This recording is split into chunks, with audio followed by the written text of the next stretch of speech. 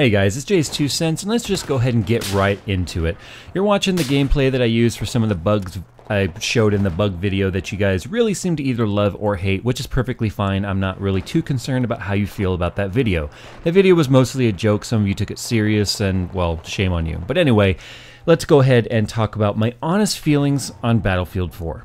Let's go ahead and just say I absolutely love the Battlefield franchise. I've been playing Battlefield since 1942, 10 years ago, and I have played every iteration of Battlefield, including every expansion pack that's ever been seen in this franchise in 10 years.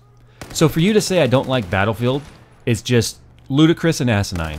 And I'm going to just throw that out there. If you hear anything other than I love Battlefield, then you simply are not listening. Now, there's a lot of things I really do like about Battlefield 4. I do like the kill cam that you can see right here. I don't really care that they're glowing orange like this. It seems very Left 4 Dead-ish to me. I'm not too much into that. I do like the integration of the map for second monitors or iPads or whatever. I love the fact that they brought Commander mode back. Commander was really fun in Battlefield 2 and the other iterations of Battlefield that used Commander mode. It was really kind of fun.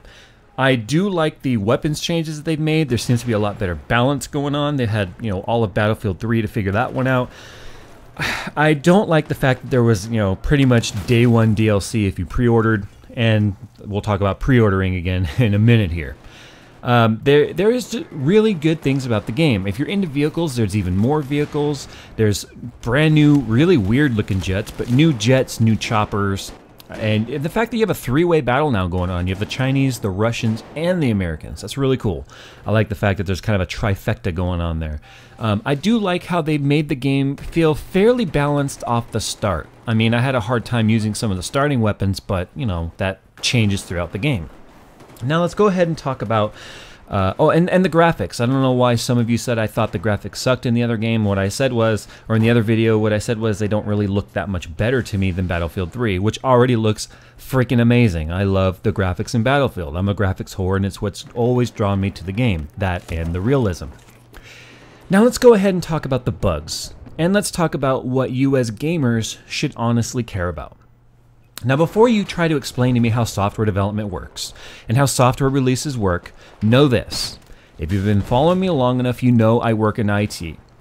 But you may or may not know that I'm also an SQA, which is a Senior Quality Assurance Agent for the same company I do IT for, managing releases and writing off and signing off on code and PBIs and APIs and other proprietary written software that we sell to companies that they use and lease off of us, that end up managing millions and millions of dollars worth of transactions on a daily basis.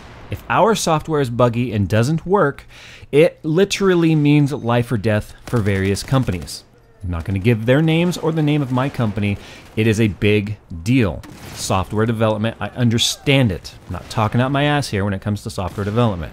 Now, for bugs, one thing I'm about to point out here in just a moment in this video, I'm going to try and walk, and I'm going to get stopped by a cardboard box. Now in Battlefield 3, all the cardboard and the debris on the ground was interactive. You could move it.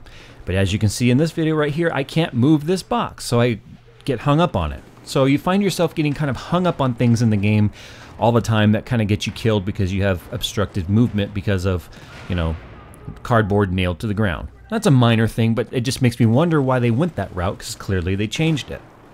Now, I hear a lot of you in the other videos saying, hey, just stop being stupid and say, hey, the game's gonna get fixed later on, so stop complaining like a mama's boy. First of all, let's go ahead and talk about the concept of releasing a broken product. What sense does that make? As a DICE developer, if I was a DICE developer, and I have EA managing my the publication of my software, I want EA to be in my best interest, not pressure me to meet a hard deadline. If you know anything about software development, you know hard deadlines are rarely hard. They are constantly dynamic and moving based on things that happen along the software path and the development timeline. There is no such thing as a definitive set date. That being said, the rumor has it that DICE requested another month from EA, and EA said, no, we have to beat Call of Duty. We have to get it out before Call of Duty. And that really didn't work out too good for them, did it? Because they ended up releasing a very buggy product. And by buggy, I don't mean there are, the guy that got sucked up into the vent, or the fact that I got stuck on a cardboard box, or there's some glitches with drivers or any of that. I'm talking about serious bugs here, people.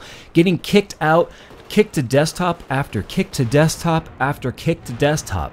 If you've actually played and owned Battlefield 4 on PC, you know exactly what I'm talking about.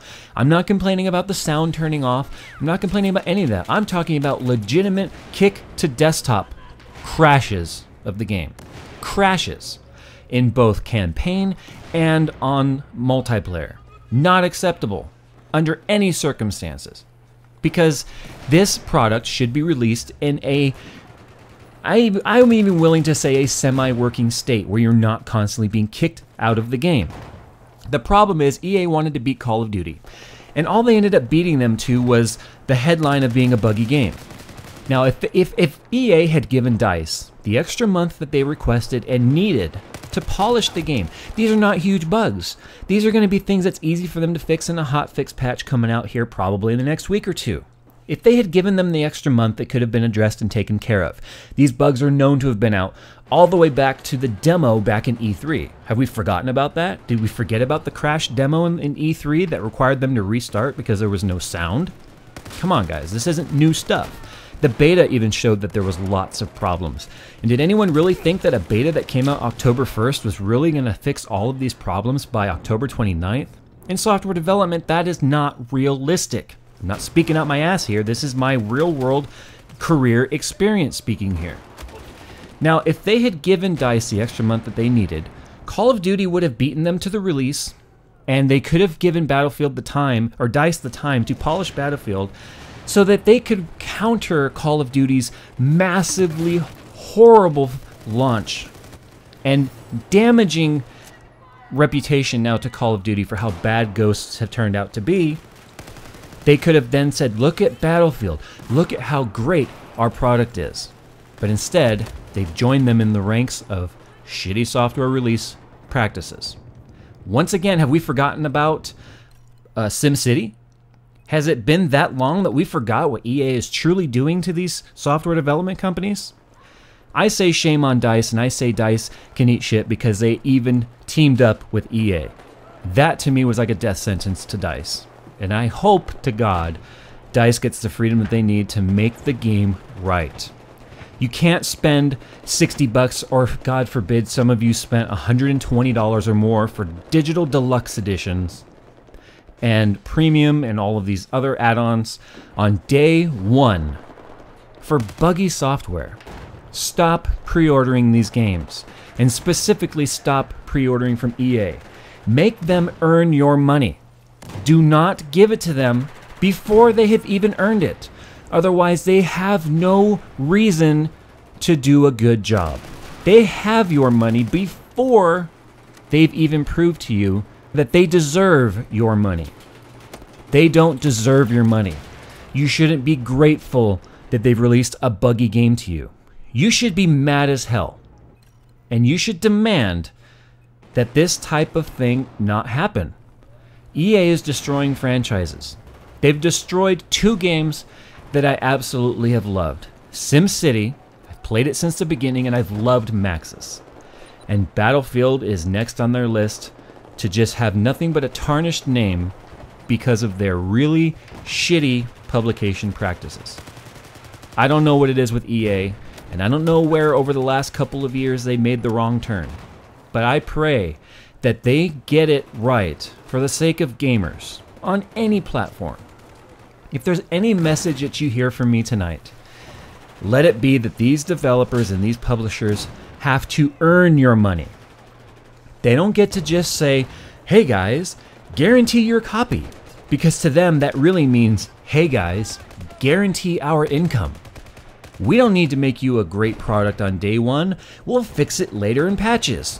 If you went and bought a car and the salesman said, yeah, there's problems with the engine and there's problems with the transmission and, you know, this wheel is square. It probably should be round, but this wheel is square and it's brand new, but we'll fix it in a month with a patch.